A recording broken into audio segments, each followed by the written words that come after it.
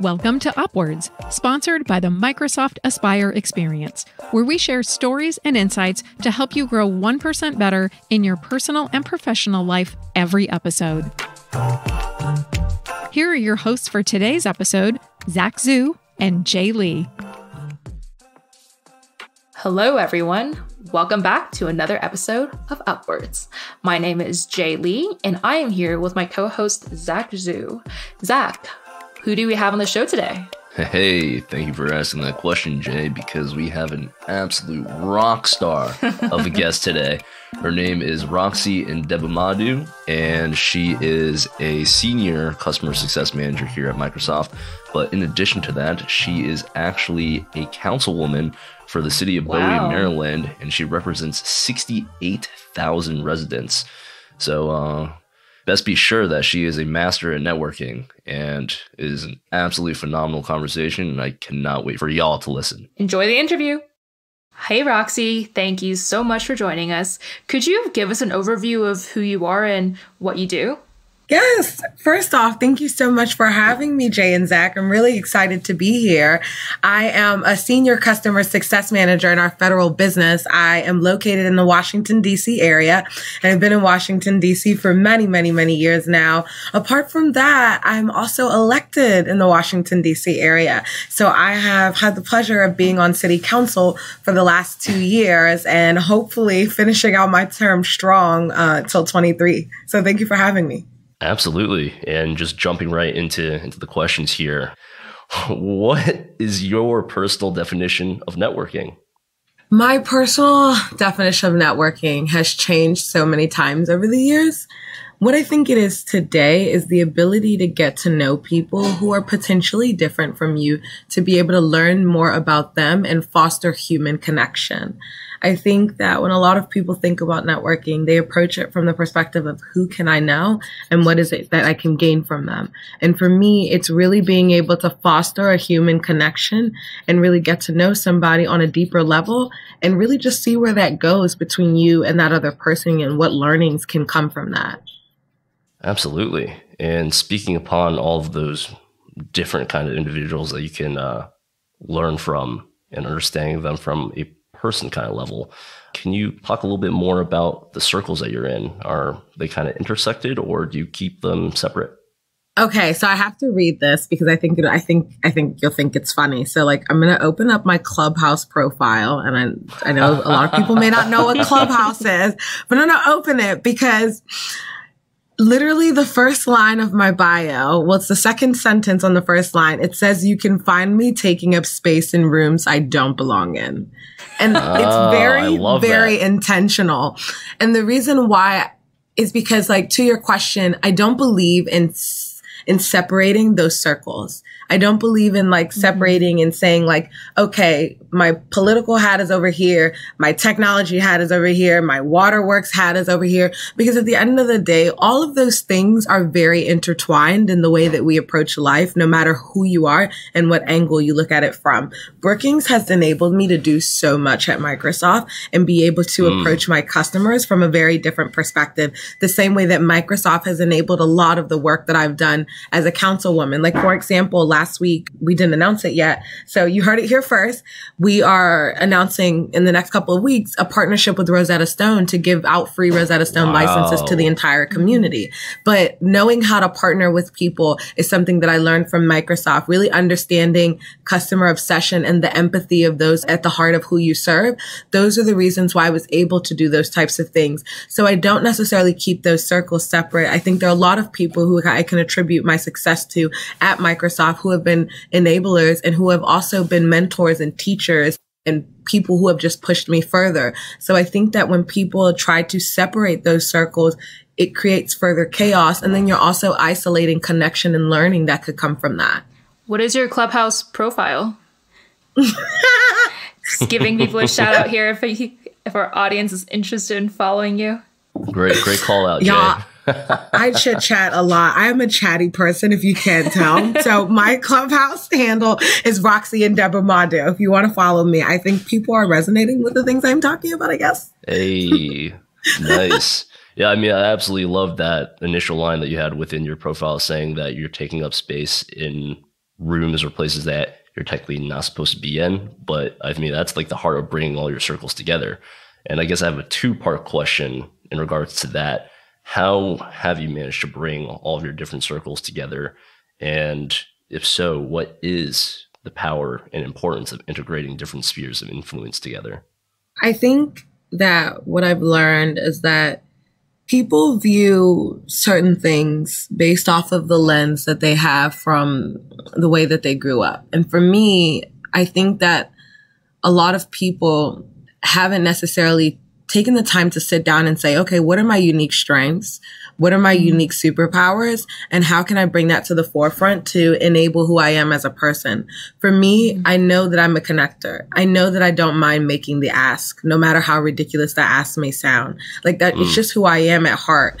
And so when it comes time to think about these unique projects that I want to embark on or an idea that I might get from another person, it's who I am to think about, okay, like who can be a part of this? Who can go on this journey with me? Because I never want to be that person that's going on the journey all alone and that's doing things in an isolated way. Like everything has to be very intentional. Everything has to be very intertwined because that's how we go farther is when we go together.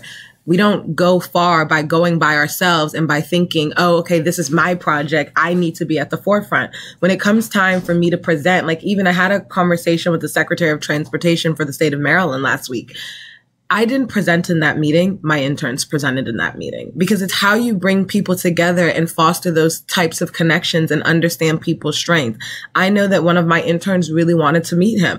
I know that she's really great at public speaking. So why should I take that opportunity for myself when you can propel and lift somebody up in the process and then also learn from their unique insights in the way that they may be able to ask questions? Because you want to do it by yourself. It just doesn't make sense. So I think it's about being intentional and it's about understanding what makes us who we are as people, the way that we grew up, and then sitting down and dissecting that and saying, okay, these are my strengths. These are my superpowers. How can I apply that to everything that I do, whether that's bringing people together, whether that's including them on a project? Because in order for us to go far, we have to go together. Can I just say that I already absolutely adore you because my number one mantra literally is if you want to go fast, go alone. If you want to go far, go together. So exactly everything that you said, absolutely spot on. 100% agree. Amazing. I wish I could snap, but I think my Surface headphones would block it out. So just know I'm clapping. What is your superpower, you think? I think I have two. I think I am really, really, really authentic and really raw. And it's just who I am. It's a superpower because I think that by me being an authentic person, people then have the ability to know that it's okay to be who they truly are and do what they really want to do. So I think that's one. I think the second one is being selfless. I am overtly selfless and everything I do is because of another person. It's never for myself. And I think when people have the ability to be selfless, and that's not saying for those who are not selfless that they're not good people or anything like that.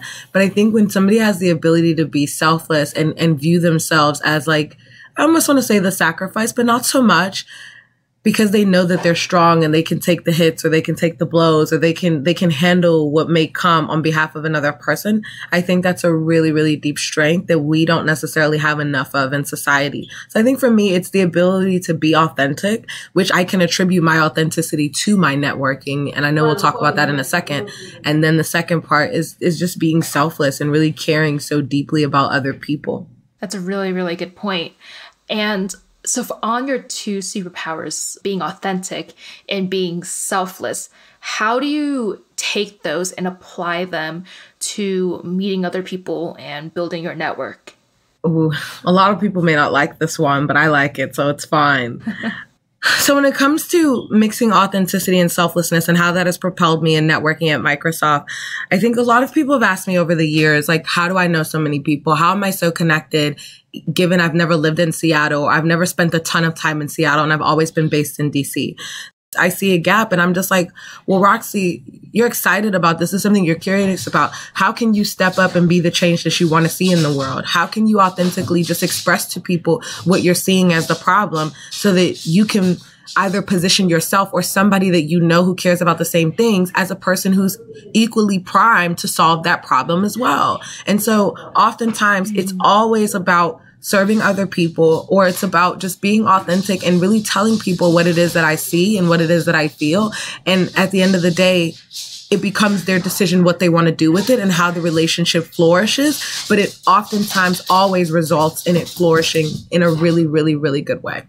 So basically cutting down those barriers that people oftentimes put in front of themselves and surround themselves by in a professional setting. Exactly. 100%. And you kind of touched on this a little bit, but you mentioned earlier that Microsoft has given you a lot of skills to be successful in other places of your life. And we all know that networking is one of the most emphasized tools for this kind of success. And given that our audience are mostly early in career people, maybe less than 5 years at the company or in industry in general, could you explain why networking is so important specifically within Microsoft? Yeah, I think networking is really, really important within Microsoft because people don't understand how in that moment it directly impacts them. I think a lot of people think about the now and they think about networking and they say, okay, how is this going to help me right now? And they don't necessarily think past the human connection and the human element that we've been missing for so long. I think for me, networking at Microsoft has done so much for me because there are so many people that I've met, that I've gotten close to, that have either taught me something about myself, taught me something about the world that I didn't know or didn't have an opportunity to have insight in, or that have been able to position me for other opportunities, that have been able to help me with my councilwoman job or help me with my customers at Microsoft. Because it's almost like you never know where something will go. You never know how you and a person will connect. You never know what learnings are going to come from that relationship or that kind of conversation that you foster and how you two can grow together. So for me, I've met a lot of people at Microsoft who have been able to either introduce me to other people at other companies who are able to help me in my city, or who are able to teach me what it truly means to be customer obsessed. In my case, I don't have customers, I have constituents. So that means I'm constituent obsessed. So when I take that learning from Microsoft about how to be so obsessive about a person and their problems and their needs and their desires, it helps me be a better leader because now I'm looking at it from a different perspective and I'm approaching the problem from a much broader view that I wouldn't normally have if I didn't meet that person or if I didn't have that connection or if I didn't know what was going on. So I think that it's really out of short-sightedness. And I also think that we as humans have a tendency to be stuck in our own world in our day-to-day. Like, you come to Microsoft, you have a job, you do your job, and you get very specific on the job that you have to do in that moment. And so when you step out of that and step out of your box for a second and you really think through, like, what is the broader picture of the world? What are the broader things that I'm working towards? That's when you start to see, wow, this person might be really like me. This is a person that I could potentially learn from. This is a person that could help me unlock or unblock things that have been stuck in my way for many, many years that I had no idea that I didn't have visibility into. So I think those are some of the long-term effects that we don't think about in the day-to-day, in the short term, because we are so stuck in our own realities. Right. I totally agree with you in the sense that one of the main prerogatives of networking is really seeking that diversity of thought and really experiencing out of the box thinking, because that's really the thought process that manages to push us to the next level.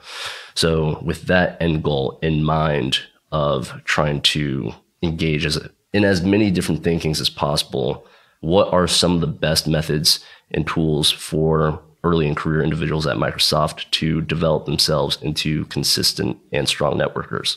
I honestly think the best way for somebody to be able to do that is to just do it, to just get outside of your head and just honestly do it.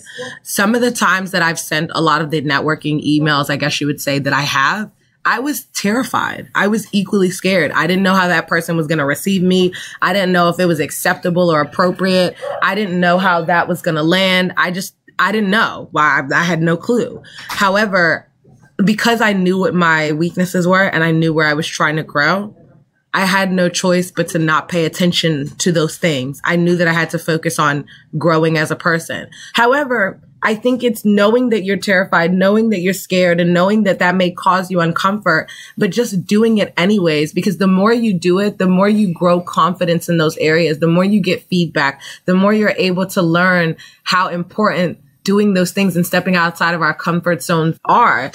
Baby boomers always say, trust the process, trust the process. And as a millennial, you're just like, I don't know what process you're talking about. I don't see that process. Like, stop telling me to trust the process.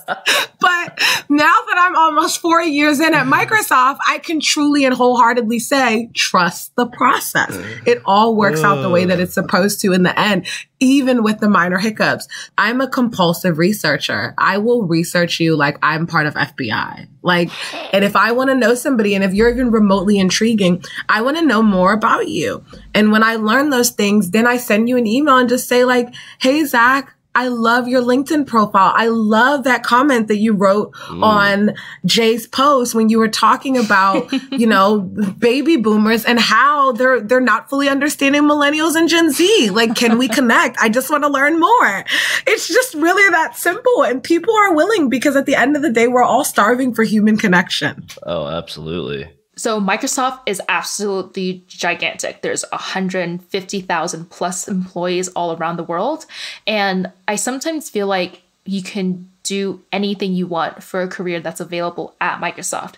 So from being a financial analyst to developing cutting edge software to being a digital graphics designer or even producing studio content, there's so many available roles at Microsoft, especially for early in career folks to explore. And so, Roxy, how do you use networking as a tool to discover a role or a career path at the company that appeals to you when there are so many other options we may not be aware of, especially since our dream roles could potentially be just one internal lateral shift away? That's a really good one. I think there's power in being curious and knowing that you're a curious person. And I think there's power in knowing that when you are not so singular, that the world is much more plural than we think it is. And so I think that before I answer the question, I need to go on a segue for a second. I need to go on a tangent just really quickly because, you know, millennials, we do that. Go for it. Go for it. I think that we have enough people that have been telling us what our career path should be. Mm-hmm. A lot of people feel like if you come into Microsoft, you're a customer success manager, then the next step is for maybe you to become a CSAM, or maybe for you to do something else in sales. And then maybe you become a manager, and then you become a director, and then you become the sales VP, and then you go on to become the sales GM, then you become the sales EVP. And I don't necessarily think that's everybody's path. And that's why I say embracing being curious with your network, and also knowing that at different moments, you'll be at different parts of your life. It's very simple. Like, you have to ask those questions, but it starts with being able to put yourself out there and understanding that there isn't one path that's unique to every single person. LinkedIn posted this really cool picture the other day. I'm going to send it to you. They posted this really cool picture. I loved it so much because it was like, you think my path goes from step 1, 2, 3, 4, 5, and 6, and it's very straight and narrow. But really, most people's path goes from step 1 to step 10, then back to step 3, then to step 5, maybe over there to step 17, and then I'll hit you up at 50. And that's genuinely what happens with most people, because as you continue to go through those learning, you unlock different parts of yourself, but you can't do that without networking, because the books are going to tell you one thing, but it's the actual experiences of people that are going to tell you another. I came from nursing, and then I went to healthcare sciences, and then I went to technology, and then I went to policy, and then who knows where I'll go next. But through all of those experiences, there has been one consistent theme that I have learned about myself, which is that I love protecting people at scale. It started off by protecting people one-on-one, but the mentality of, as a nurse, you're curing people one by one. However, as you move into technology, you're solving for bigger problems at scale. As you move into policy, you're solving for problems and protecting people at scale. But again, those learnings only come from experience, which is why you have to network, which is why you have to talk to people, which is why you have to be intentional and not view everything as negative as the world tells you to, and really just look at it as a positive and embrace where you are. The last thing that I'll say is, a lot of people when they think of networking, they think of it very specifically of, oh, I need to just send an email and say, hey, can I set up a one-on-one with you? I'd love to just chat. Own where you are in the process as you are trusting the process. If you're in a space where you're looking for another job, or you're uncomfortable in your job, or you're curious about other spaces, own that and say, hey, I'm in this place in my life. I really don't know what my purpose is anymore. Kind of lost on that, but I see you and you're out here killing it. You're making an impact. Can you help me learn more about your space? Because I see that I could potentially become that, but I'm not there yet. And you'll find that people are so willing. They are so willing to have those conversations with you. They're so willing to open your eyes and expand your mind, because a lot of people do like to talk about themselves. A lot of people do like to share their experiences. It's why we collect them. It's why we have memories, so we can impart those memories on other people. So I just find that if people just be intentional, you're authentic, and you own who you are, it'll unlock this beautiful aspect of collaboration that you've actually never experienced in life. So to kind of put that question back to you, what if one curious listener of ours listens to this podcast, hears how awesome you are as a person, wants to have a chat with you? For you as the mentor, I guess, on the receiving end, how would you react if someone reaches out wanting to extend their network to you? If they wanted to extend their network or just meet? Or just meet, if it's just the meet. I would be excited. However, let me caveat that really quickly. There it is. Really quickly. However, I tell people sometimes written word is a little tough. Sometimes, because intent can be lost in written word sometimes if you don't have the ability to talk on the phone to somebody. Before you send that email, I need you to reread that email and then ask yourself, if I got this email, would I be moved and compelled to respond? Would I stop what I'm doing to look at that email and be like, whoa, I need to connect with this person. This is really dope. Let me connect and get excited. Would I be excited before you press send? If you were yourself and somebody sent you that email, would you respond to it? If your answer is no, then you need to rewrite the email. You need to rewrite the email and get the email to a place where even you as a person get excited about what it is that you're writing before you send it. And that's the only thing that I tell people. Really, really be intentional and think about it and ask yourself those tough questions about, is this what I'm trying to lay out? Is this my intent? Is this what I'm looking to share? Would I be compelled to respond? And if your answer is yes, you're good to go. Thank you for that. Yeah, no, those are some really, really good, important points. Always making sure that even though your overall intent is to meet somebody and learn thoughts from them, you always have to make sure that there is an initial purpose for having the conversation in the first place. Two things. As soon as you're finished listening to this episode, I need you to think about somebody that you want to meet, somebody that you want to talk to, somebody that inspires you, somebody that you admire. It could be your peer, could be your colleague, could be anybody. And write them and tell them that. That starts the networking. Right then and there, just write somebody. I hope you're having a great day. Hey, I've been seeing you all over the screen. You're doing a great job. Write them and tell them. So that's one action item. And do that consistently. I did that very consistently every single week. Then the second thing is understand that the journey of networking is super tough. So you need to get very sound on who you are as a person and what it is that you want out of life. And just know that when feedback starts to come your way, or any sense of negativity or any sense of misinterpretation of your intent, you need to be so grounded and so understanding of what your intent is that stuff cannot shake you. Because at the end of the day, this is all about your journey and you being able to connect with other people and you being able to unlock learnings for yourself and for them that are going to propel both of you forward. That's why I say that it's important that you get grounded in who you are and understand that as you start to foster those beautiful connections that are strong and grounded, if there is ever an experience where your intent is misperceived, say that. Just be clear and understand who you are and then go back and just make sure you're sharing. I think my intent might have been missed. So let me just clarify or let me explain. Or even if you're saying something that you don't know how to say that might be tough, if you're giving somebody feedback in this aspect of networking, just say like, hey, I don't know how to say this, but I'm going to say this the best way possible. Always preface what it is that you're about to say with the true, authentic you, just so you don't try to find the best way to say something. And because someone doesn't understand what your intent is, they misunderstand it. Those are the most two things that I can think about. I will say I've got a whole formula down for networking that we don't have enough time to go into today. But if anybody has any questions, I've actually got a spreadsheet out for this that I think is really helpful, that helps guide people and helps people see, like, when you're starting off networking, how can you guide these conversations? How can you start these conversations? Because I know a lot of people get in their head, like, what am I going to talk about? What am I going to ask them? What am I going to say when I get to the call? And I've got, like, just primer starter questions that will help you kind of just, talk about, like, whatever it is that will help you foster that deeper connection on that call. And I'm happy to share it. That would be absolutely phenomenal if you'd be willing to send that over. Okay, I'll send that to you as well. And I'm sure we'll also use it as well.